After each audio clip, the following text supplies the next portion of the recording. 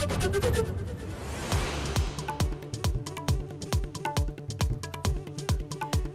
બપોરે 12 વાગ્યા સુધીમાં 16 તાલુકામાં 2 થી 4.5 ઇંચ સુધીનો વરસાદ છેલ્લા 2 કલાકમાં તાપીના વેરામાં 2.5 ઇંચ તો સોનગઢમાં વરસ્યો 2 ઇંચ વરસાદ। દાદરા અને નગર હવેલીમાં ધોધમાર વરસાદથી જળબંબાકાર। સામરવરણી મુખ્ય રોડ પર વરસાદી પાણી ભરાયા। આજે ભારે વરસાદની આગાહી।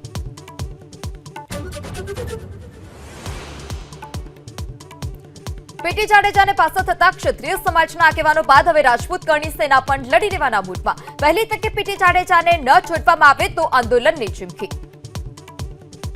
અને વહેલી તકે પીટી જાડેજાને છોડવામાં નહીં આવે તો આનું વધારે ઉગ્ર આંદોલન થશે।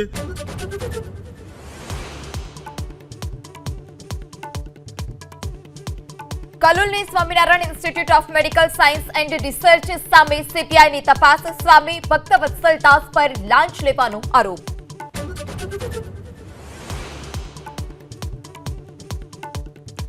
વિકાસ કાર્ય મુદ્દે લુણાવાડા નગરપાલિકામાં કોંગ્રેસનો હોબાળો। ભાજપ અને કોંગ્રેસના કાર્યકર્તાઓ વચ્ચે ઉગ્ર બોલાચાલી।